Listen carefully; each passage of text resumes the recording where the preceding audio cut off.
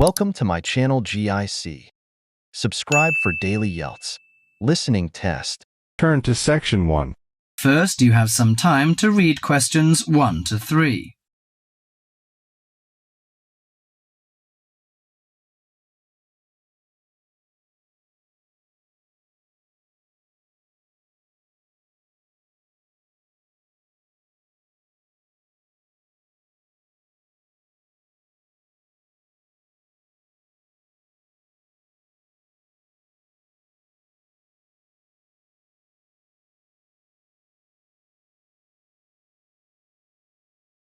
Now listen to the conversation and answer questions 1 to 3. Hi, sit down please. How can I help you? Thank you. I'm a student in the sociology faculty. I'm coming to ask for some information about renting a room in the college or near the campus. My name is Sarah. Yes, Sarah. How long have you been here in Sydney? You are not new, I suppose. No, I'm in my second year. I came to Sydney 18 months ago from Korea. Where are you living now? I live with my aunt in my cousin's room. It's pretty nice to live with my relatives, but unfortunately my cousin has finished his term and is returning from Britain next week. I have to rent a room for myself.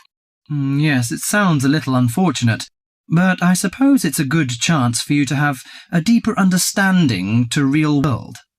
I hope so. Well, what sort of thing are you looking for? What we provide ranges from shared flat to homestay. And of course we have houses with gardens if you like. No, the house with a garden is obviously out of my price range. Shared flat is not bad, but I prefer a homestay. I enjoy the feeling of living with the family. When do you plan to begin the rent? Next week, you just said? No, my cousin is arriving by next week, so I hope to move out by this weekend. This weekend, okay. The main area we deal with is around the university. Around the university, aha. Do you have anything near the northern gate of the university? You know, the sociology faculty is near the northern gate. Before you hear the rest of the conversation, you have some time to look at questions 4 to 10.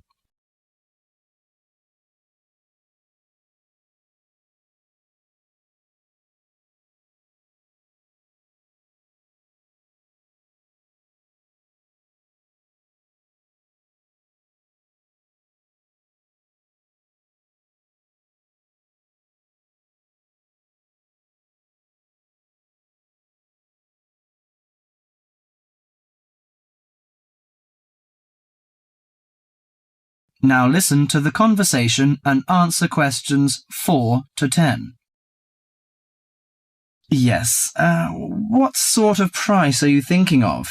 Well, could you give me some idea? You know, I have no experience of renting a room. I don't know what price is reasonable, but I hope it's not over $300. I see. Usually the homestay ranges from $180 per month. Only $180? Yes, to $350 depending on a number of different factors. What does it depend on? Well, obviously the quality of the house, the facilities and extra services. Oh, I don't care about the quality very much, as long as it's clean. As to the facilities, I want the room with the separate bathroom. Kitchen isn't a necessity, because I don't want to cook by myself. I hope to have meals with the family if possible. Okay, let me check the files. Yes, I think this one might suit you. It's a family house with 2 vacant bedrooms. How about the owner of the house? I mean, is it a family or... According to the file, it is a retired lady. She wants to find college students as tenants. That's great. What's the condition of the rooms? The bigger bedroom is furnished and with a bathroom, and the rent is $320 per month. The smaller one charges $250. It is furnished too, but without bathroom. Oh, $320. It's a bit out of my range, but I think I prefer the bigger one. How about the meals? Well, the rent includes breakfasts and suppers, no lunches, however. You have to buy your lunch. That's no problem. I usually have my lunch in the college cafeteria. And that doesn't cover the water bill and electricity fee, but the laundry is included. Fine. Could you tell me the address? Yes, it's on 323 West Park Road. Let me get that down. 323. Okay, it's near the university. So, when can I have a look at the room? You know, I'm a little pressed for time. The file says the landlady is in every afternoon. So this week, say Friday? Oh, I'm afraid I can't make it then. I have a lecture on Friday afternoon till 5:30. How about Thursday? Okay, that's fine. Would 5 be okay? Yes, fine. Just come here. Yes, here in the student service office. Oh, before I forget, before moving, you have to pay 1 month's rent in advance. Really? Oh, I didn't know that before. Could I ask why? As the deposit. You know, in case you damage the property or move out without giving notice. Usually this doesn't happen, but standing in the owner's shoes... Yes, I understand it all. So that's $320. Okay, I'll take the money if I'm satisfied. Well, a word of advice. Don't forget to get a receipt when you pay the deposit or rent. Yes, thank you so much. That is the end of part 1. You now have half a minute to check your answers. Part 2. Part 2. You are going to listen to two students talking about a presentation on time management. First, you have some time to look at questions 11 to 15.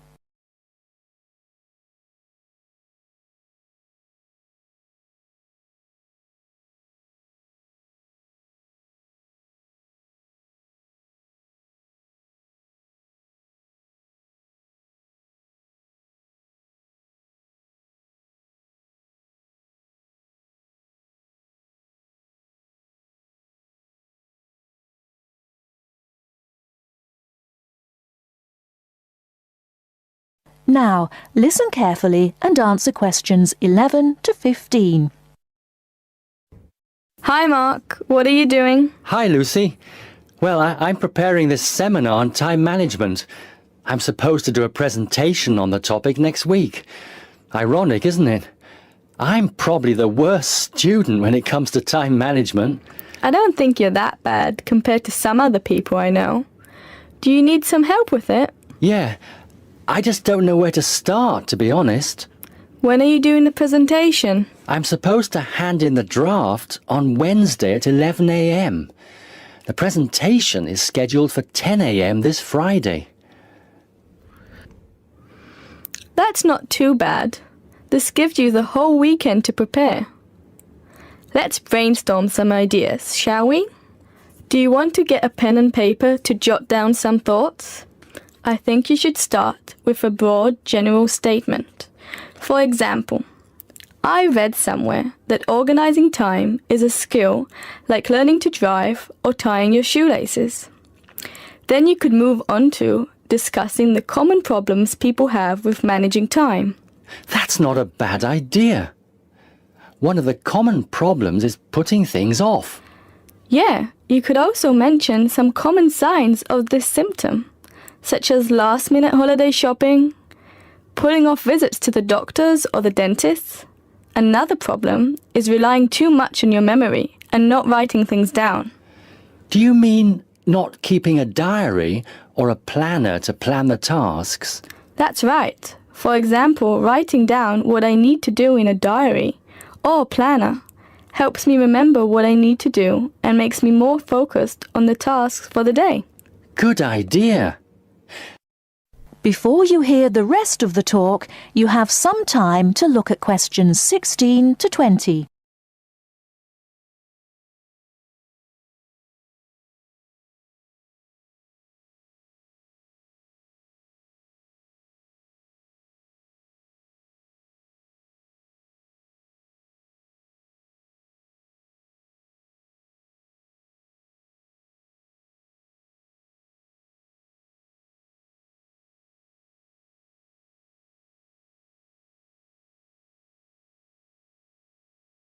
Now listen and answer questions 16 to 20. That reminds me of something I've been meaning to do for a while now. Anyway, I should also include some advice on how to deal with the problem, shouldn't I? Sure, you can talk about some ways of stopping procrastination. I guess making a to-do list can help one focus on what needs to be done. Definitely. Another way to deal with the problem is to prioritize and do the hardest job first, the one which requires the most effort and concentration. Also, my tutor recommended that I should break big projects into small parts with a specific goal. Having an action plan has worked for me. I usually make a list of small tasks I need to do to achieve a goal. Sometimes I just don't feel like getting down to work because a task seems too overwhelming for me to even think about. This technique helps me reduce psychological pressure if I think of a project as a set of easily achievable tasks. Don't you think? I know what you mean. I often feel like that myself with the statistics project I've been doing this term. I'm well behind, and the deadline is next week. I think setting deadlines and sticking to them can help one to achieve goals. You can discuss this aspect in your presentation too. A good point. Setting deadlines can also help one become more realistic about the time it takes to do tasks. Another point you could include is how to deal with interruptions.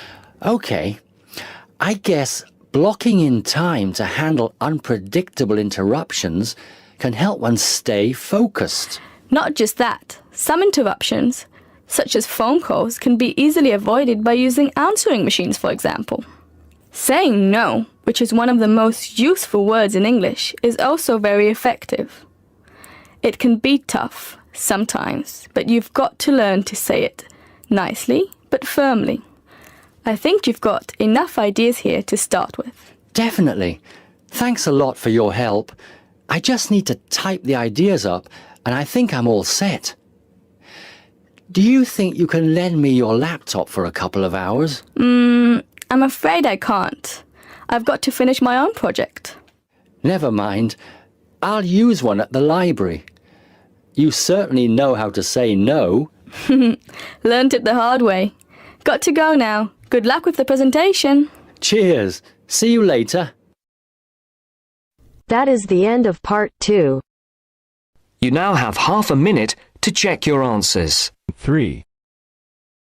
Section 3. You will hear two business studies students discussing a presentation they'll do on an article on working effectively in groups. First, you have some time to look at questions 21 to 26.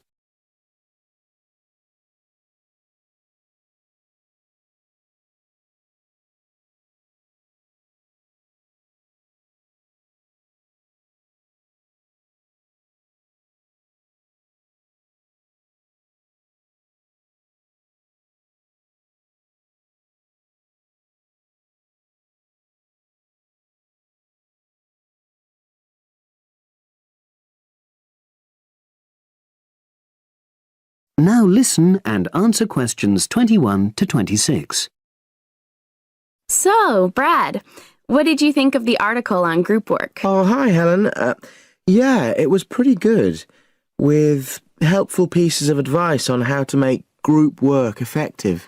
I think we were lucky to be given such a straightforward text to present at the management skills seminar. Yeah.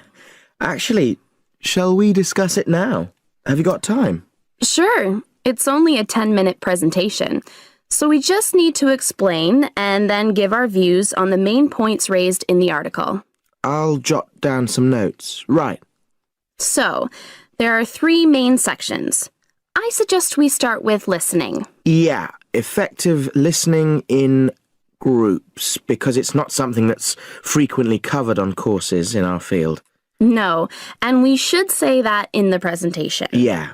And also effective listening's pretty simple, you know. I don't think it's hard to learn. Well, people think it's easy, but in my experience, most of us tend to be very lazy listeners. Okay, I wouldn't argue with that. Something I do think we should emphasize is the power of the listener's posture, gestures, etc., in making speakers feel respected. Not that you're just waiting for them to finish, before jumping in with your own ideas. Uh-huh. Okay, right. The next section is on goal setting. Let's make sure we're clear what the article says on this. Yeah. Well, firstly, it says that all group members must be given time to explain their own goals. That's it, yeah. And then did it say that the whole group should agree on common goals? That's a bit too strong. It's more that everyone's agendas should be equally acceptable. But it does say that goals have to be realistic, Achievable within a particular time? You've got it. That's really what the article's saying. There isn't really any point in having ideals if group members know they won't come to anything within a reasonable period. So, I think a summary covering those points will be enough for that part of the presentation, don't you? Yeah. Now, the last section is about conflict resolution. Actually, I thought it was the worst part of the article. Me too. I don't think it went into sufficient detail on the issue. Actually, I thought it devoted too much space to it, but that it was all rather boring, It didn't mention some of the more radical theories. Absolutely. I found that really irritating. Right, and also I think it could have said more about conflict sometimes being healthy in groups. Absolutely. It just mentioned rather glibly about how we should avoid thinking of winners and losers, and that quick resolution of conflict is always desirable. Without explaining what these terms mean? Well, it gives quite detailed definitions, but doesn't develop a proper argument. Right. So, for the presentation, I think we just give some definitions and then explain what we felt were the weaknesses in the article's treatment of conflict resolution. Yeah, good. Now you have some time to look at questions 27 to 30.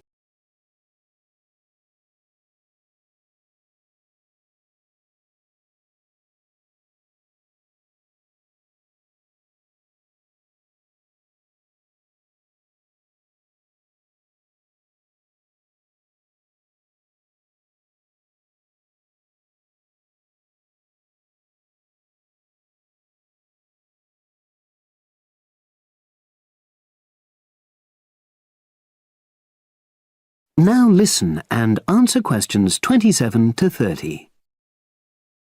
So, let's think about what we have to prepare for the actual presentation. Well, I suppose we'll use PowerPoint, but I'm hopeless at using it, especially if it has any visuals. I really have to look into doing a course on it because I know I'll need it in the future. Don't worry, I'm quite happy using PowerPoint and I'll put it together when everything else is ready. That's a relief. But yes, do that later. Okay. Now, I heard the tutor saying we have to include some well-chosen quotations from the article. I'm not sure if we do. I'll email him to find out. No need. I can just have a look at the specs he gave us when he set the task. That'll be quicker. But the tutor definitely said we have to prepare a handout to go with the talk. I'm not really sure how we do that. Sarah did one last year. Who's she? She's doing the same option as me on marketing. I'll ask her advice on what to include. Great. So that just leaves the bibliography at the end. I suppose it'll mainly be articles. Yeah. So we'll just look on the web, and we can leave that till later. But we've been advised against that? Well, we could have a look through some journals in the library. I think we should start by looking through module handbooks. I think that'll give us some good leads. Yeah, you're probably right. So, that's all the topics. That is the end of section 3. You now have half a minute to check your answer. Part 4. Part 4. You will hear a lecturer talking about the process of fossilization. First, you have some time to look at questions 31 to 40.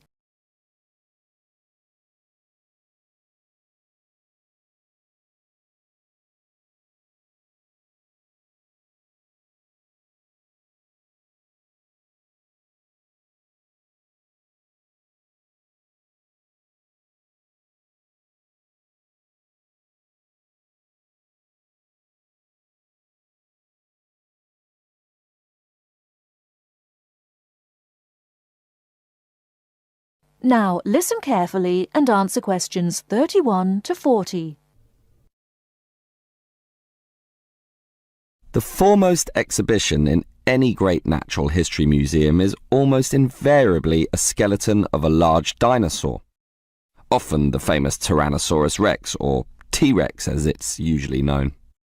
Thus, one would think that these skeletons are plentiful, one for each museum, and more to spare in the basement. Well, here's an interesting fact. Almost every one of those T-Rex skeletons are just copies of the original fossils, and we only have 20 sets of these in the whole world. And the most complete is still missing 1/5 of its bones, and the rest are missing a lot more. And given that these dinosaurs once numbered in the thousands and existed on this earth for perhaps 3 million years, you can realize an obvious fact. Fossilization is actually an extremely rare occurrence. Fossilization can only occur when, after an animal dies, it is buried in soft mud or silt relatively quickly before the body completely rots or is torn to pieces by scavengers. Given this fact, the overwhelming majority of fossils are in marine sediment, where former marine life sank to the sea bottom, where sediment was being continually deposited. This means that we have a fairly good idea of the life in Earth's ancient oceans, but a much sketchier view of the land-based life forms. Fossilization on land needs water and mud, meaning that it is most often near ancient river sites and lakes. But it is still so rare that there are, in fact, large stretches of geological time about which we don't quite know what was happening at all. So, given that fossilization is so rare, the natural question is, what can increase its odds? Well, fossilization mostly occurs with organisms which meet 3 basic criteria. 1, they must have hard body parts, for example, shells, plates, bones, and teeth. Unfortunately, the soft parts just rot away far too quickly to be fossilized. And I say unfortunately because it is often the soft fleshy features that most interest us. An elephant's trunk, for example, would not fossilize, and from the skeleton alone, we would never know the trunk was there. The second criterion for more likely fossilization is that the organism in question must have existed in considerable numbers and be spread over a wide geographical range. This simply increases the statistical probability that one of them will one day be fossilized and hopefully found. Finally, and by the same logic, the species needs to have existed on the Earth for a long time, and the longer, the better. So, these are the 3 main criteria, but there are others. Being a large size, for example, helps us to notice and discover them as fossils more easily, and being a marine organism, as mentioned, helps also. Trilobites, a strange sort of ancient crab, are a perfect example. Their body structure was one of hard plates. They existed over virtually the whole world of their time and over a huge span of geological history, over 250 million years in fact, one of the longest ranges of any creature ever. Added to this, some species could grow to relatively large sizes, and they lived in the sea. Perfect. These creatures meet all the criteria, and as a result, museums all over the world are spilling over with trilobite fossils of all shapes and sizes. As far as fossils go, they are common. So, let's think about T-Rex once again. It too basically meets all the criteria that we mentioned. It has hard parts, being the bones, had some dispersion, and had been around for a long time, although it cannot compare to trilobites in this respect. However, it does have one important advantage over trilobites. It is large, very large, which means we can discover it far more easily than many other fossils. And here's another advantage. Dinosaur hunters are a dedicated and fanatical breed, continually at work in all the likely sites of the world. Basically, us human beings are fascinated by these creatures. So much that we are always searching for them, probably more than any other types of fossil, meaning that more T-Rexes will inevitably spring up in the future, and one is certainly glad for this. That is the end of section 4. You now have half a minute to check your answers.